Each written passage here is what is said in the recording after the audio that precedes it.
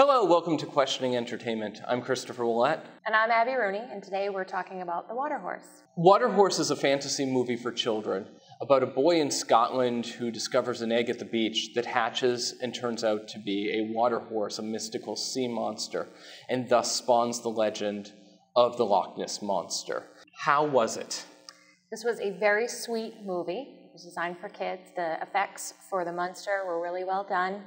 The landscaping, the background was beautiful, the filming, and the music was really good. I would recommend the soundtrack. The background music is actually by James Newton Howard, who also was half the writing team on the Batman movies and does all of M. Night Shyamalan's movies. The ad campaign links it to Babe. The problem with linking it to Babe was the book is not that good. Really, the reason the movie is good is that the director and the writer, whose name I forget, took that book and made it something special. So at the beginning, they were trying to have that magical feel, and they did have gorgeous scenery. And when you saw the kids sitting on the beach after seeing the goats go down the hill, and then two little kids run behind them, they have bright red hair and red bathing suits. I'm like, this is going to be a fabulous movie. Then there's a scene with him fantasizing that he's drowning, and I'm afraid of drowning, and I didn't even care. Like, I watched a kid drown in this movie, it was so dull that I was just like, whatever. I thought this was going to be horrible. Really? I thought that was kind of scary. You thought it was... because of the music. Nothing was very visually scary. Yeah. But the music. And the monster wasn't scary. The monster was a happy. Much more cutesy. But essentially, like, I saw this as a kid's movie, but I think because it was marketed towards kids, they felt like they didn't have to make as good of a film. And it just seemed like a rehash of E.T. I definitely thought that it moved very slowly, but I thought that since it was intended for kids, that maybe it would be hard for them to follow a complex storyline. Which I appreciate slow-moving kids' movies, actually, because kids' movies are generally so explosive to force the kid to follow along, where it helps you to follow the story. So in that case, I liked it, but really, I thought the movie was boring and trite. This movie is a framework story. Two people are in a bar, they see the photo of the Loch Ness Monster, a local tells them the story of the photo. I knew it was going to turn out to be the kid telling the story, and I thought there's no way it could be more trite than that, but let me just ruin the entire ending. After they find out it's the kid, you see another kid in modern day outside find another egg. So it's just a loop, and it's... I thought that ending was silly. The acting was fairly good. The kid was okay. It was okay. It was a cute kid, and it was meant for kids. The other thing I didn't like about the movie was they give you big setups with little payoff. Like, the whole story is supposed to be about how the famous photo of Loch Ness Monster is a fake. And then when you actually see the photo faked, it's like, who cares?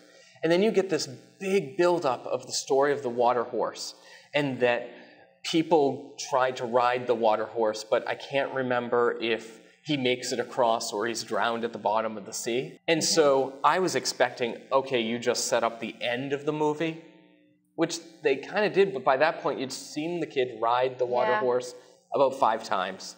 There wasn't a whole lot to the movie. Yeah. It seemed to me a little bit like they really wanted to show the Loch Ness Monster, and they had these special effects, and they were just trying to write a story around it. And the special effects were fairly good. There was only a couple times I felt like I'm watching an effect. Here's the one thing that just really annoyed me.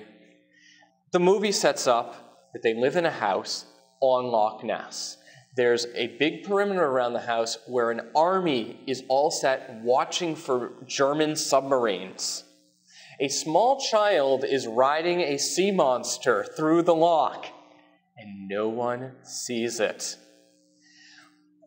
I believe either the English army is the worst army ever, or these people just missed it. The other thing that I kind of didn't like was, yes, we pushed home the fact that the dog's name was Churchill, and fine, the dog is named after Winston Churchill. And I at one point thought, wouldn't it be cool if when the sea monster grows up, it eats the dog? Which it does. I found that a little bit disturbing. See, I found it anticlimactic. Like, the dogs start barking, and I'm like, oh, he ate him and I missed it. Which maybe for kids, that's better. If I had been doing the movie, I probably would have had the dog run away crying. Yeah, but I would have shown him swallow, at least. Like, I wanted That's to Jurassic Park. Okay, yeah. It's very standard storytelling. Point, point, point. Little kid finds a creature. Creature's growing up, hiding the creature from mom. The creature symbolizes everything the child is refusing to deal with when the adult world invades. I think it's been done better. I don't know, maybe this will help you. I thought E.T. was boring and trite. So, a ripoff of E.T. So, is this movie good for kids? This movie is clearly aimed at children, and I think properly so. Though it's a movie about a sea monster, there's no suspense about the monster being scary. Even the scenes where the monster has been traumatized and you think it may attack, it's not very tense, and the monster still looks very happy and fluffy. Your kids are going to want to hug this creature all the way through. So there's no fear. It's a war movie, but even with that, the war is somewhere else, and they're only talking about it. So as far as thematic elements, the violence is very mild. The monster is very mild. Unfortunately, the mother takes the Lord's name in vain a couple times, and she's shown as a good character. The other things that you'd want to deal with, especially younger children, is the child's father has died at war, and we find that out very early in the film. He refuses to deal with it, and actually letting go of the sea monster helps him let go of his father. That will be an issue that will rightfully so bother some children. The other thing that is a slight issue is in flashbacks, the father actually suggests that the son hide things from the mother that the mother may not like. I noticed that too, and they try to hide the watercourse from the mother, and they get help from an adult doing it, and so there's lying and covering up. That would be an issue you'd want to talk about with your kids. If you want a complete breakdown of everything that's on the screen, I'd suggest you go to screenit.com. And what about spiritual issues? This movie does not deal with God or the Bible. They never bring it up. So with that, there's two sections of it. First of all, it does deal with morals and lying and hiding things from your parents. By the end of the movie, the people who are acting morally and wanting to help are good. The people who are acting immorally are bad. War is shown as a evil, which I thought was odd, because this movie did show war as just men being stupid. The most warlike warriors were shown as evil, terrible people who killed for fun. And I thought it was odd. Yeah, the bad guys were the soldiers. Yes. I thought it was odd to make an anti-war movie with World War II. Because we're fighting Hitler, which I know there are arguments for whether or not the US should have gotten involved politically, but to say war is bad because we shouldn't have fought Hitler, I thought was... Yeah, because that's a stretch even for people who are anti-war. War, yes. So the thing I found most odd about this movie wasn't just the fact that they never bring up God, but the fact that this movie's overwhelming hypothesis was, how does a child deal with the death of a parent? In the entire movie, the subtext was death. And no one raised the question of, where is Dad now? Right, it's kind of hard to talk about death without at least mentioning something about God. Yes, especially in Scotland during World War II, would secular society be so secular that they wouldn't think to ask, is Dad in heaven? And that, I thought, was very odd.